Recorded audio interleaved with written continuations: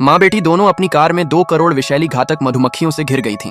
वे car से बाहर निकलकर भागने ही वाली थीं कि पास ही एक ड्राइवर को बाहर निकलने पर मधुमक्खियों के झुंड ने घेर कर डंक मारा और वह तड़प तड़प कर ढेर हो गया। यह देखकर दोनों के होश उड़ गए और डर के मारे जोर जोर से चीखने लगीं।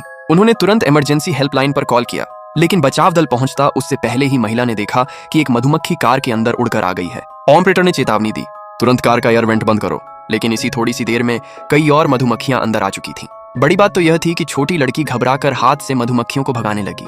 अच्छा हुआ कि ऑपरेटर ने समय रहते दोनों को रोक दिया। माँ बेटी ने उसकी बात मान ली और उन मधुमक्खियों को अपने सामने उड़ते रहने दिया। अचानक एक मधुमक्खी लड़की के गाल पर जा बैठी। माँ की कांपती नजरों के सामने लड़की खुद को रोक ना सकी और उसे भगाने की कोशिश की। माँ बेटी को रोकती रह गई, लेकिन बहुत देर हो चुकी थी। लड़की ने मधुमक्खी को थप्पड़ मारकर ढेर कर दिया। हाथ हटाते ही उसके गाल पर बर्फ जैसे सफेद दाने उभर आए। ऑपरेटर ने स्थिति सुनते ही घबरा कर कहा, फौरन एड्रेनालाइन इंजेक्शन लगाओ। सिर्फ कुछ सेकंड के भीतर एलर्जी के लक्षण तेजी से बढ़ गए। माँ ने तुरंत इंजेक्शन लगाया और किसी तरह बेटी की जान बच गई। लेकिन अपनी बेटी के बच जाने की राहत में माँ से भी वही गलती हो गई।